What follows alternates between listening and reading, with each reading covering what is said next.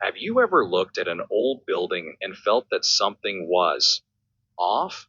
Why does an 18th century structure built with hammers and horses look more sophisticated than anything we can build today? What if I told you that our history books are not a record of truth, but a script written by the victors to hide a grand civilization that existed just a few generations ago?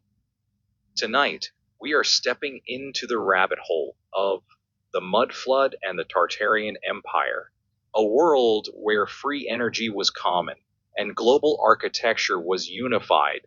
Get comfortable, because once you see the evidence, you will never look at the world the same way again. Walk through any old city, London, New York, Moscow, or even parts of Asia. Look at the ground level. You will see windows that are halfway underground, basement windows they call them. But why would architects design a masterpiece only to bury the bottom floor in the dirt? If you look closer, some of these buildings have doors that are now windows, and stairs that were clearly added later to enter the second floor.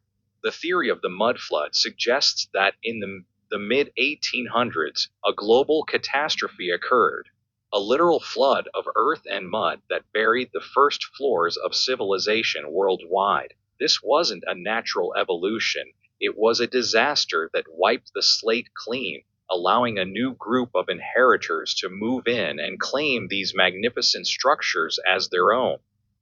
Open an atlas from the 1700s, and you will find a name that has been scrubbed from modern history: Tartaria. It was a massive empire stretching across continents, possessing technology that seemed like magic. Look at the world's fairs of the late 1800s. Magnificent white cities built in months, only to be torn down immediately after. Was that really a fair, or was it a showcase of the Tartarian cities that survived the flood? And the most shocking part? The free energy.